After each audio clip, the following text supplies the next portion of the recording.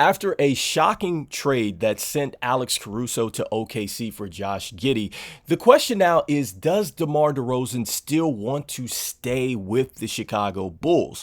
We're going to be talking about what the scenarios are around DeMar DeRozan, if the Chicago Bulls would like to possibly keep him and build around him, or if the Chicago Bulls would look to go ahead and sign and possibly trade him.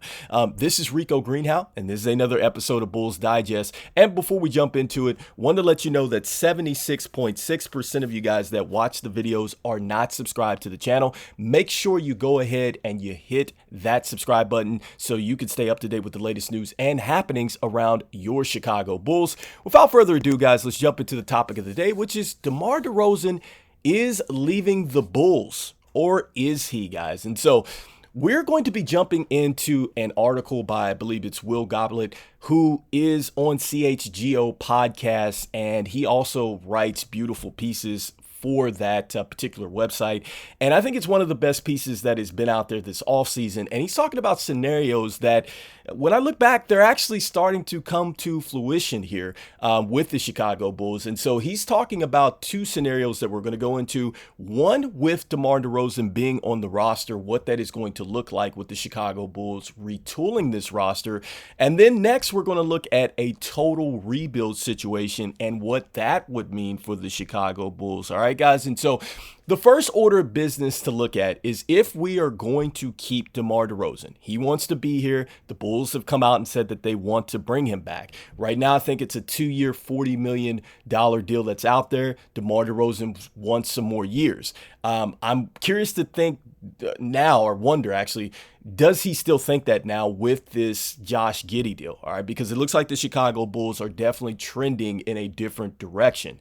All right, and so one thing that, Will is talking about here in this article is that first and foremost, they've got to do something with Lonzo Ball, and they have to do something with LaVine if they are going to center around DeMar DeRozan and say a guy like Patrick Williams, who is another guy who they have reportedly said that they would like to bring back, even though the asking price that Patrick Williams has is kind of ridiculous, in my opinion. It's just my opinion.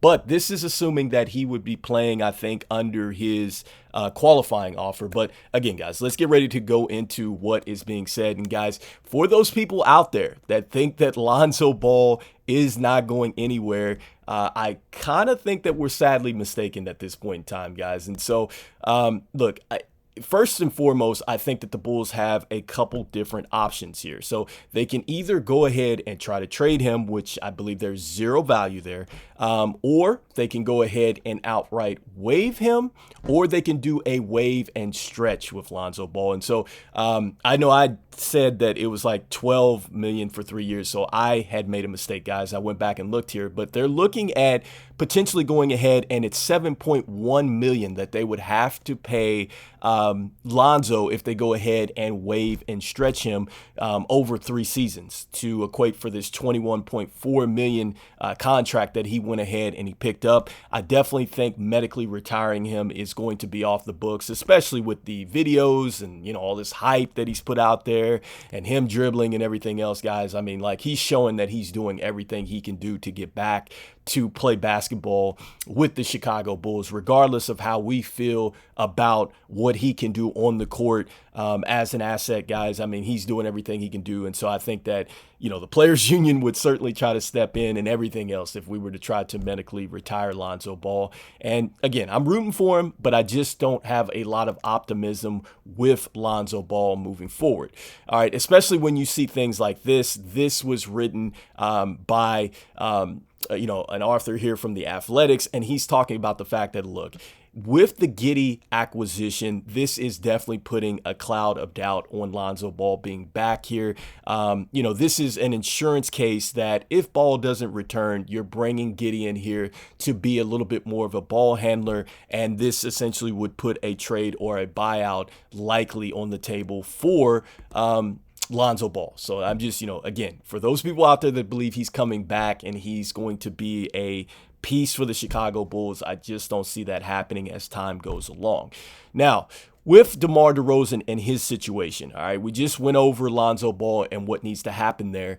we have to focus on LaVine as well. Okay, so LaVine in this situation, this is retooling around DeMar DeRozan. If we're bringing him back, he's going to have to go. All right, and so to get this done, guys, dumping LaVine while waiving and stretching Ball puts them in a great spot, nearly $46 million below the tax with a $14.8 million in cap space. All right, so this would allow us to go ahead and sign a pair of mid-tier players using their cap space and mid-level exception. All right, and so this is with moving Ball and LaVine.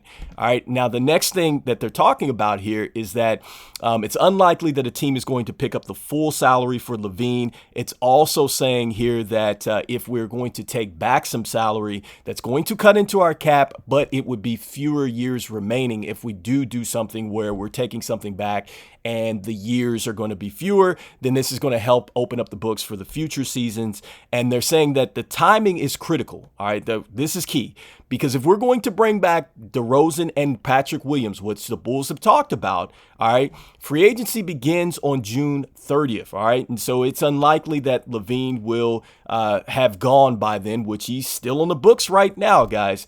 And really, the reason that this is critical for us is that if we do not move LaVine, all right, by the time this starts here, then we're risking getting stuck at $11.4 million in the tax if we were to go ahead and take care of DeRozan and Williams before taking care of LaVine and the Ball situation.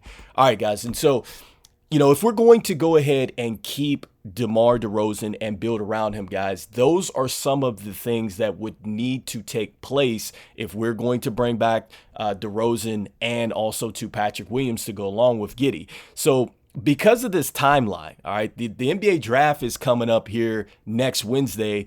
What is it, the 23rd? And so I'm not sure that the Chicago Bulls are operating like that, especially when you hear that there's been 15 proposals out there for Zach LaVine and nothing has happened.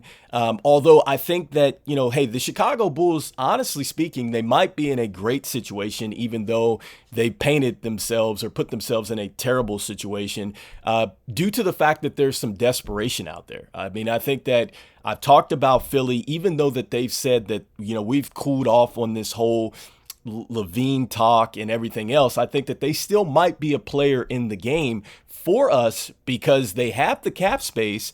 You know, so that would certainly help us out there as far as getting rid of that.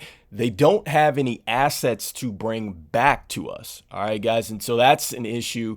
And, you know, they said that they've cooled off from it too as well. So that's going to be tough to move on from. The Kings deal seems like it's something that is going to happen. We would be bringing back some salary into that too as well. So that's going to talk about what Will, or actually point to what Will was talking about, where it's going to cut into us a little bit, but we're able to get something going in the future.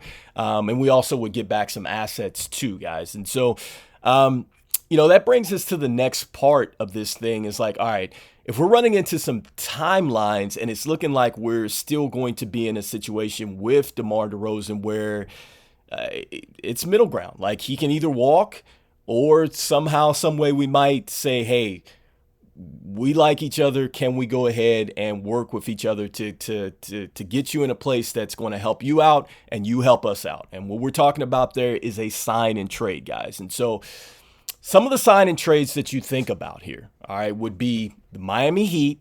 And then it also too would be the Los Angeles Lakers. All right, and so look, the Miami Heat would love to take a veteran on, especially if they're getting rid of Jimmy Butler.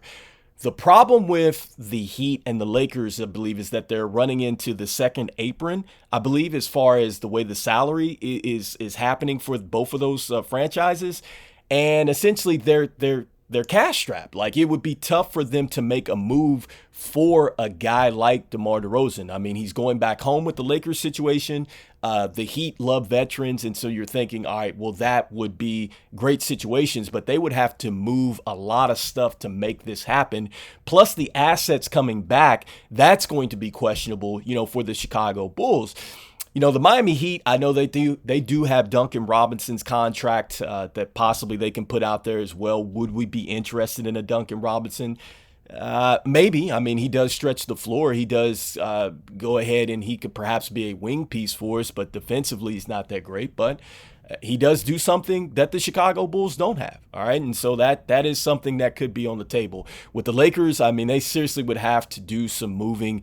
I'm not sure what pieces would necessarily come back here, but they have to move around some stuff to get the cash to free up here. Next would be the Philadelphia 76ers, right? They strike out on Paul George. They strike out with LaVine. They strike out with Brandon Ingram, and they say, DeMar DeRozan, hey, congratulations, we want you. The only issue about that is that they have the salary cap space, but they don't have any assets. They have basically no one under contract at this point in time. So, yeah, what are you going to do to bring back to us in a sign and trade situation? And one more thing that I'm going to throw out there with Philadelphia and all these teams, none of them have to oblige with the Chicago Bulls. And also, too, DeMar DeRozan doesn't have to help out the Chicago Bulls. This is all hypothetical talk, guys. And so just to throw that out there with a sign and trade situation, guys, what we would be looking at.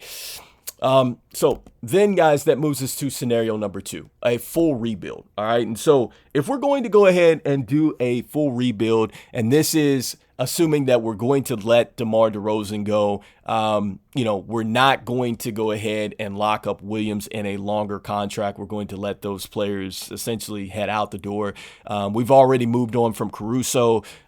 Definitely we're getting, the signal is pointing to LaVine is getting ready to head out the door. We still don't know anything about Vooch, but DeRozan, I mean, he may have gotten cold now that Giddey is heading out. And so, look, the best case scenario in this situation is that, we need to make something happen to where we can get some draft capital back. One of the more extreme things of this rebuild would be a full teardown. That would mean that we would capitalize on DeSumo. Kobe White would be out the door possibly, especially with bigger deals in the summer coming up for them in 2026.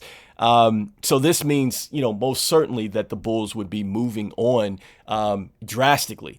And essentially what we're looking for is could AK recoup a little bit of assets here? Can he get something going? And they're talking about the Spurs in 2025 and that draft pick, and talking about, hey, we would be in a good shape moving forward there. I know we talked about that, the possibility of them tanking here in the last vid, but this is the two scenarios that the Chicago Bulls have out there. Do they go ahead and retool around DeMar DeRozan, Patrick Williams? Do they go ahead and scrap them and start to massively make changes, either letting DeMar DeRozan walk? Do they somehow get a sign and trade, which I think is unlikely? And that's the same thing for Patrick Williams as well, guys. I mean, he essentially can be offered money, and the Chicago Bulls may not end up answering the bell and saying, hey, we're going to match that, and he's just gone too as well. So let me know in the comments, guys, do we go ahead and do a soft rebuild which focuses around DeMar DeRozan, who said that he wants to come back, or do we go ahead and do a complete extreme teardown, which is in scenario 2 in that article, guys? I'm curious to see what you guys are thinking. Even though we don't know what we're doing, and we're still going around this patented merry-go-round. But perhaps we might be getting ready to get off, guys, as a lot of changes are coming. I'm saying go Bulls as usual, guys. I'll see you guys on the next one. Peace.